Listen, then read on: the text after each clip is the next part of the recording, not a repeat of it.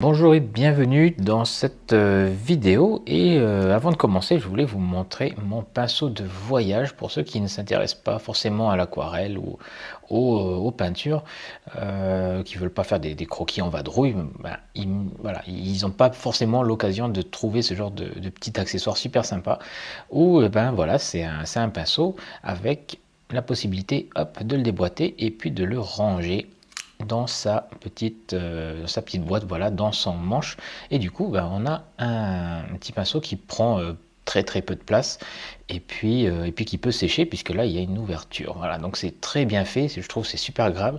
Moi j'utilise même ce pinceau là plus que mes pinceaux classiques pour peindre. Et voilà, donc c'était juste pour vous montrer parce que je viens de l'utiliser et je le trouvais sympa. Donc la vidéo du jour, ça va pas parler d'aquarelle, ça va pas parler de peinture, ça va parler de dessiner ben, un animal, enfin en tout cas la fourrure. Et donc je vais vous enseigner comment réaliser une fourrure réaliste avec, ben, en essayant d'être assez rapide et pour vous éviter, si jamais vous avez le problème de ne pas savoir comment placer les ombres, comment gérer les différentes teintes de poils, si c'est un animal avec voilà, des couleurs de poils différentes, et puis comment tracer les poils dans la bonne direction, et puis tout ça, que ça fasse un peu naturel quand même. Donc en fait le souci c'est de se dire que pour tracer la fourrure ou pour tracer des poils, eh bien il faut absolument les dessiner un par un. Et ça c'est un gros problème parce que ça fait perdre du temps et c'est pas forcément efficace. Et en plus voilà, un par un est dans la même direction, voilà, pour faire réaliste. Et donc on se dit il faut faire ça dès le début pour pouvoir faire un dessin qui tienne la route. Donc résultat, bah, c'est long et c'est pas forcément très contrasté, enfin, pas toujours suffisamment contrasté. En tout cas, on ne peut pas trop jouer sur les contrastes. Hein. C'est un peu plus délicat lorsque l'on procède ligne par ligne, parce qu'il faut choisir un crayon pour les poils sombres, un autre pour les poils clairs, et puis varier comme ça, et puis passer son temps à passer d'un crayon à un autre. Et en fait, ce que vous avez besoin d'apprendre, c'est d'utiliser des couches, voilà, des couches de surface, plutôt que de tracer par ligne. Donc par ligne, je vais prendre un crayon pour vous montrer. Donc ça donnerait quoi? Tracer par ligne. Tiens, qu'est-ce qu'il fait là, celui-là? Je le connais pas. Donc dessiner par ligne, ce serait, ben voilà, on va dessiner les poils. Alors, ça se voit pas à la caméra. un par un comme ça. Donc c'est bien, c'est un peu laborieux, mais voilà, on peut faire un peu différemment. Et on va procéder comme ça avec des couches, ce qui va permettre de pouvoir utiliser le remplissage rapide, parce que là c'est loin d'être rapide par rapport à ça. Hein, on est d'accord, c'est un peu plus rapide. Et puis pouvoir conserver quand même une certaine netteté, enfin une certaine précision qu'on peut appliquer par la suite. Donc je vais commencer mon dessin de chat là. On va faire un petit croquis rapidement. Je vais pas dessiner la fourrure de tout l'animal, c'est juste pour vous montrer la technique. Voilà, je vais lui faire juste quelques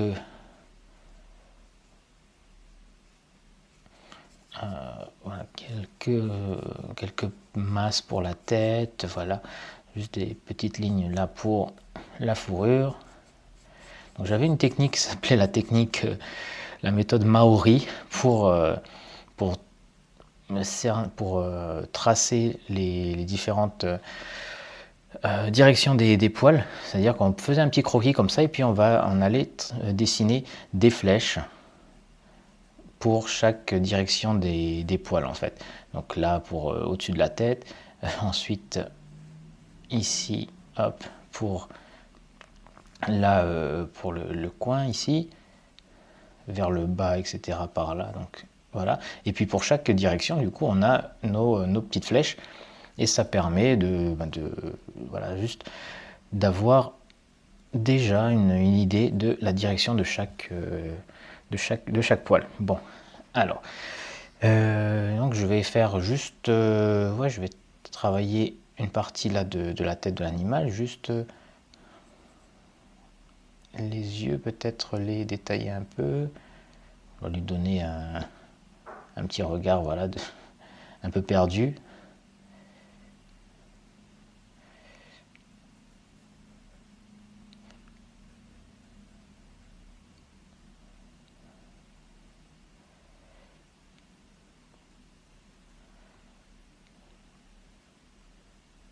Et voilà, hop. Donc, allez, je me mets comme ça. Et donc, on va prendre, on aura besoin de plein de quelques crayons. Donc, moi, je vais commencer avec le 2B. Voilà, 2B, ensuite 4B, et puis ce sera déjà pas mal. Et éventuellement aller vers du 6B pour les étapes, voilà, les petites étapes finales, et utiliser aussi une gomme comme celle-ci, donc une gomme qui s'appelle gomme Mono 0, donc c'est une gomme, un porte-gomme avec une pointe très fine ici. Ça permet de faire des détails très fins et de les éclaircir. Voilà, une estampe, donc un papier roulé, et aussi, alors, une alternative à cette gomme-là, on peut avoir ce crayon-là. Ça s'appelle un crayon Perfection de chez Faber-Castell. Il faut le tailler, mais voilà, c'est comme un crayon, mais qui efface. Voilà. Et il est très précis également. Et je trouvais que l'avantage, c'est qu'il est un peu plus rigide que celui-ci. Celui-ci, la gomme a tendance à se plier un petit peu, à se déplacer là. Et du coup, on perd un peu de pouvoir d'effacement, alors que là, la gomme, elle bouge pas en fait. Du coup, c'est rigide et ça efface beaucoup mieux. Donc, on va commencer la première couche avec, voilà, avec le crayon 2B. Et puis, voilà, on va remplir.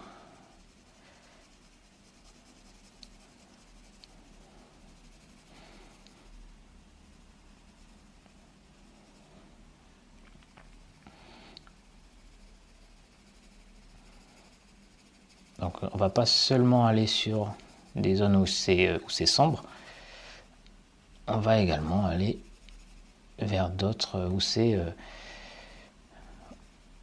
blanc cassé, donc autour là du museau, par exemple autour des yeux. Voilà, et puis on essaie de varier un petit peu la pression sur le crayon pour obtenir différentes nuances. Voilà.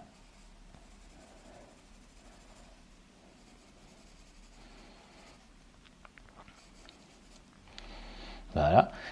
Et ensuite, qu'est-ce qu'on fait? Eh bien, on va soit avec l'estampe ici venir étaler. Donc on peut faire ça un peu partout. Ou alors on a également la possibilité de prendre une feuille de papier et puis l'estamper tout comme ça en appuyant, et ça va plus vite. Voilà.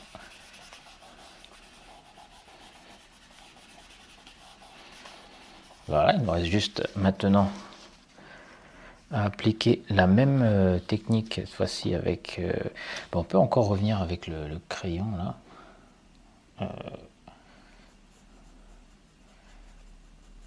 Sur cette fois-ci un peu plus de détails.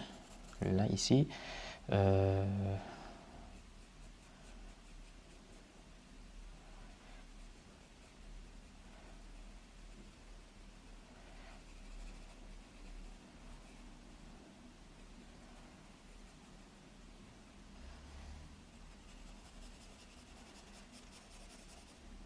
Donc là, je me concentre sur les zones vraiment clairement définies. Hein. Donc j'ai donné la teinte moyenne, et on va commencer à bien contraster, à créer les valeurs. Voilà.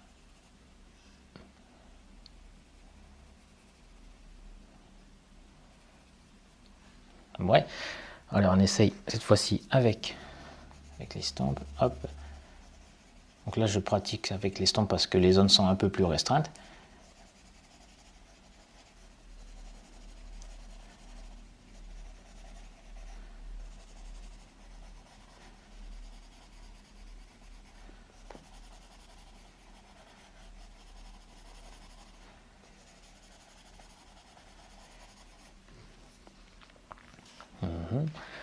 Et on va monter en valeur, encore une fois, avec, cette fois-ci, le crayon 4B.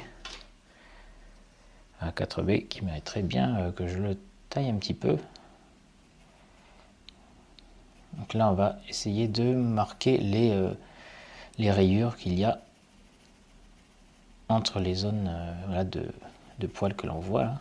Il y a différents petits motifs voilà, sur la fourrure, là, par exemple.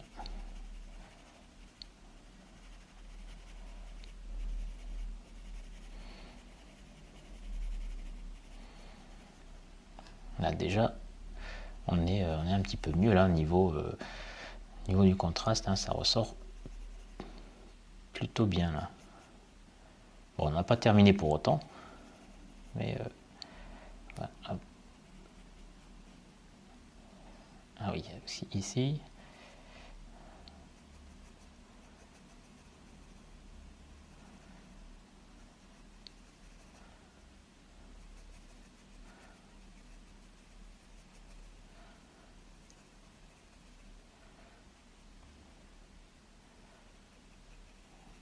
Voilà, donc c'est marrant parce qu'il n'a pas des motifs qui sont symétriques ce chat. On a une tache plus grosse ici sur la gauche, mais pas sur la droite.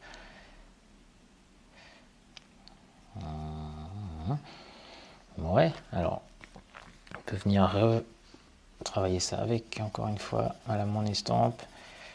Bon, vous voyez que là, en fait, le graphite est plus accroché à la feuille, du coup, il s'altère pas beaucoup. Hop. Donc, on voit encore des coups de crayon qui persistent, même si on appuie très fort. Voilà. On va aussi dans les yeux.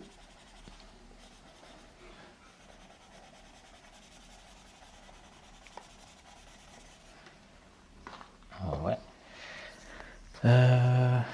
Alors, je vais essayer, tiens, on va réessayer avec ça pour voir ce que ça donne. Ouais, bon, ça altère pas beaucoup. Hein. Hop. Ouais, un petit peu, mais déjà, c'est pas mal. Allez, on va aller vers du 6B. Attention, là c'est intense. C'est pas le pire. J'ai un 14B, moi, pour niveau niveau de la dureté du crayon. 14B, c'est gras. Hein.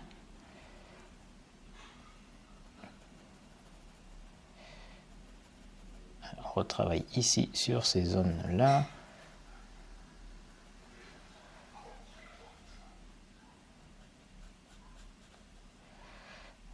Faire ressortir quelques poils ici.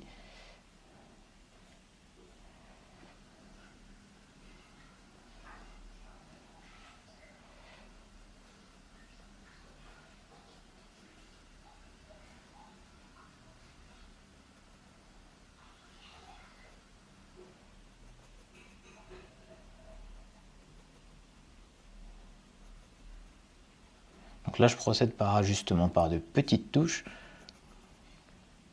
et pas forcément c'est pas pour remplir, pour comment dire, mettre une deuxième couche intégralement sur ce qui existe déjà. C'est juste, je viens ajouter un petit peu de détail. Voilà, là où je peux, voilà, ici, et également là. Oups, j'ai bien appuyé là. J'étais un peu fort.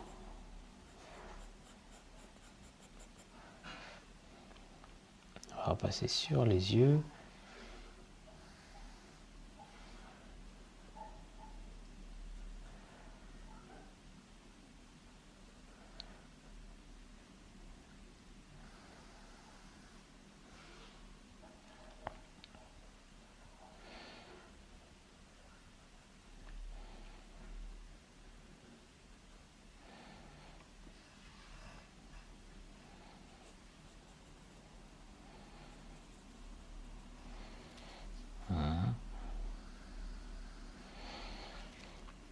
c'est déjà pas mal. On va encore on va faire un petit pas en arrière. Et on va rajouter un peu de 2B là sur l'intégralité. Ça va nous permettre ensuite de faire de superbes réaux à la gomme.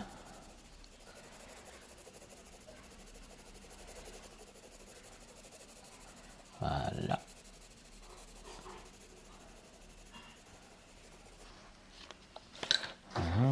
Allez. On atténue un petit peu tout ça.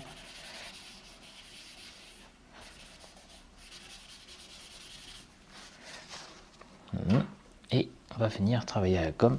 Et là, ça va commencer à prendre une certaine allure. Et les petits coups de gomme là qu'on peut donner.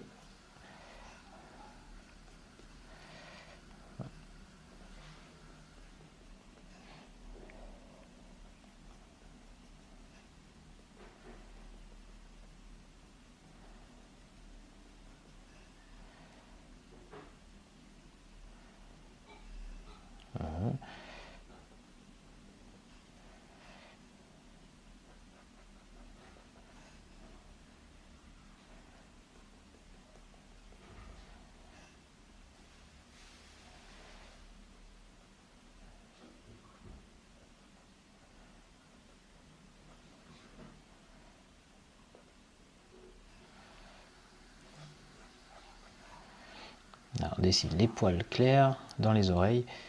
On va faire sortir un peu ici.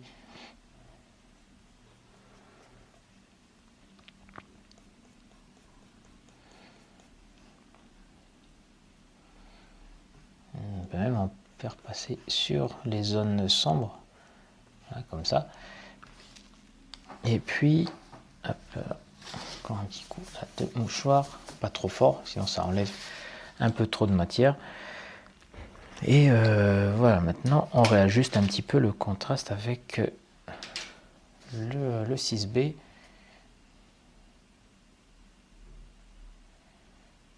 Parce qu'on a perdu des petites zones très foncées, là, du coup ça change l'atmosphère du dessin. Ça rend un petit peu plus pâle. Ça le rend un peu plus pâle lorsqu'on fait un passage avec le mouchoir. Donc on revient ajuster tout ça.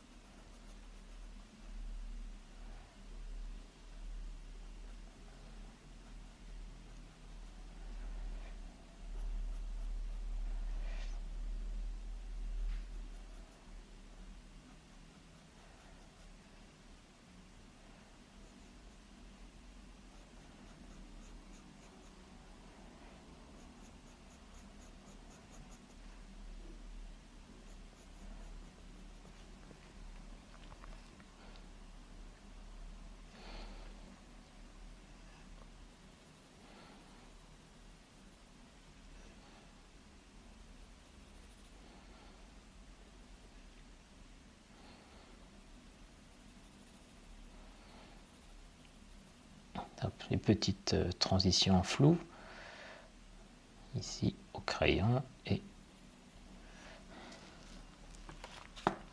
voilà. Oui. Ici. Hop.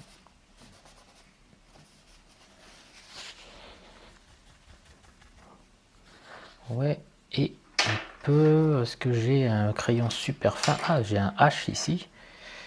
Avec un crayon H, on peut rajouter des petits poils rebelles très fins, voilà, sur les oreilles, à l'intérieur.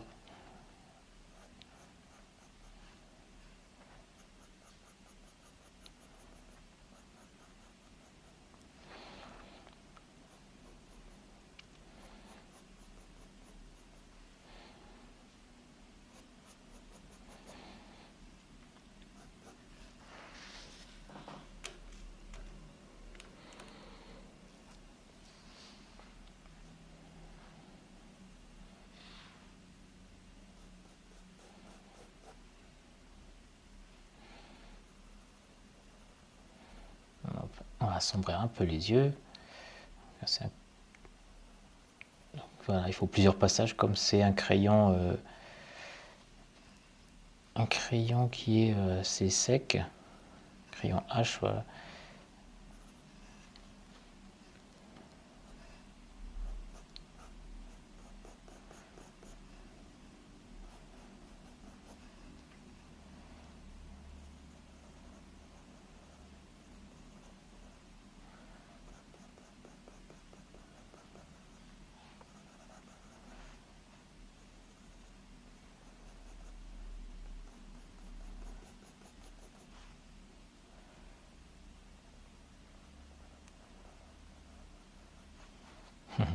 Et voilà.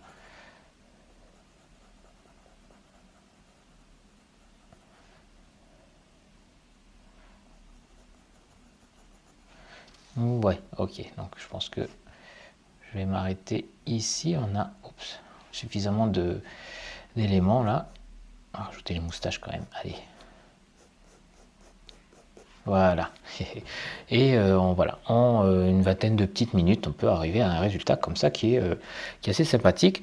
Voilà, donc après, on peut aller encore plus loin avec d'autres techniques et du matériel plus spécifique et tout ça pour avoir un contraste qui soit au point même dès le départ. Et ça permet d'aller plus vite, voilà, même de terminer le dessin en prenant plus de temps pour les détails, parce que le contraste, ça prend voilà, une partie là de la démonstration qui est pas négligeable en fait, c'est assez chronophage. Et donc il y a des méthodes pour appliquer, avoir le bon contraste dès le début, et ensuite on a juste à travailler les détails et puis à s'amuser pour créer du réalisme. Et c'est voilà, c'est plus satisfaisant, je trouve. Et en fait, le résultat, ça permet de dessiner réaliste rapidement. Voilà. Et donc, quand on fait des dessins, enfin en tout cas quand on s'entraîne, plus on fait de dessins, plus on progresse. Et donc, plus les dessins sont rapides à faire, plus on peut en faire en fait. Et du coup, on progresse plus, quoi. Donc, imaginez si au lieu de faire un dessin réaliste de 10 heures, eh bien, vous pouviez en faire 3 en 10 heures. Ça ferait quand même une différence à la langue, parce que voilà, vous aurez multiplié par 3 votre cadence, on va dire, votre rapidité de production, et donc vous allez plus pouvoir vous attaquer à ce qui vous pose problème, quoi. Alors qu'en un dessin tous les 10 heures, eh bien c'est un peu plus forcément c'est un peu plus lent. Donc voilà, j'ai un cours justement sur ça. Donc ça se présente sous forme de pack. Donc il y a des démonstrations pour réaliser des croquis de chats. Hein, ça se passe sur plusieurs jours, je crois que c'est sur 2 semaines. Et avec un croquis de chat à réaliser chaque jour, pour vous entraîner. Et puis ensuite des portraits très minutieux de chiens, de chats au graphite, et ensuite d'oiseaux et de cheval, mais ça au fusain. Donc avec du matériel qui fait la transition entre le graphite et le fusain, parce que beaucoup de gens ont peur de passer au fusain parce que c'est salissant, parce que ça casse, parce que voilà, c'est des bâtons. Et en fait non, il existe des outils qui permettent de ne pas être aussi salissant et qui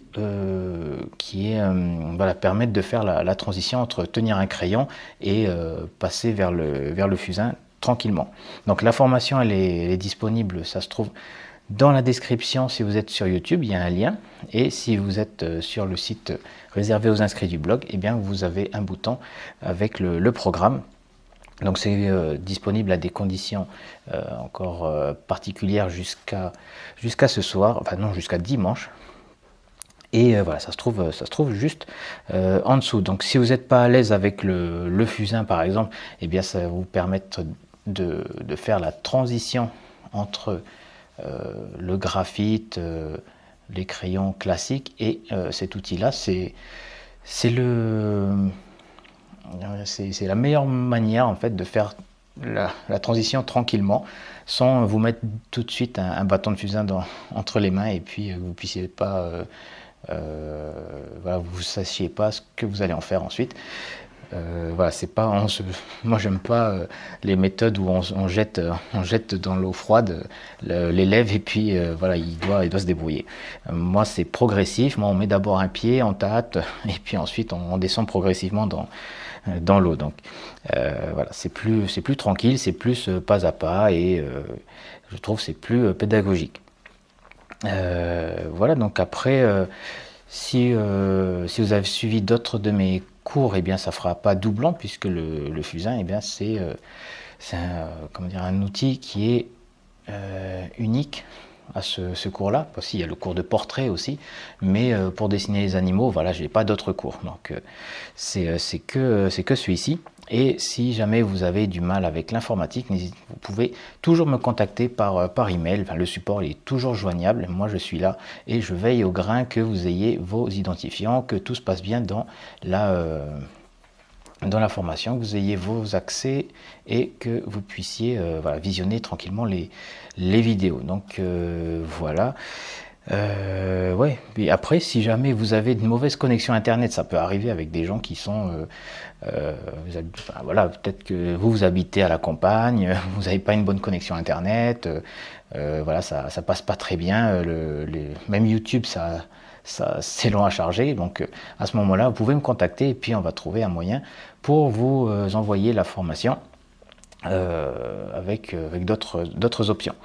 Donc voilà, et puis encore une fois, c'est dans la description sur YouTube, tout en bas, et sinon le bouton du programme si vous êtes sur le site des inscrits au blog. Voilà, donc moi je retouche tranquillement là le matou ici, et voilà, il faut juste terminer encore avec quelques petits ajustements par là, ici là pour les poils. Ah oui, là, je vais rajouter juste un peu de coup de gomme. Alors on va faire une zone de blanc et puis on va revenir, hop, coloriser, on va dire, on va remplir au graphite. Voilà, et du coup ça a une autre texture maintenant. Voilà. Et éventuellement, si vous voulez vraiment être hyper précis, vous pouvez utiliser un porte-mine. Donc là, c'est des pointes super fines. Et là, vous pouvez faire des détails, mais alors, c'est fin de chez fin. Enfin, je veux dire, c'est mieux que plante à fin, quoi. Voilà, pour ceux qui connaissent la pub. Ouais, le fin du fin. Bon. Ouais, donc les poils là. Un peu ici, voilà. Ça ressort un petit peu. Hop.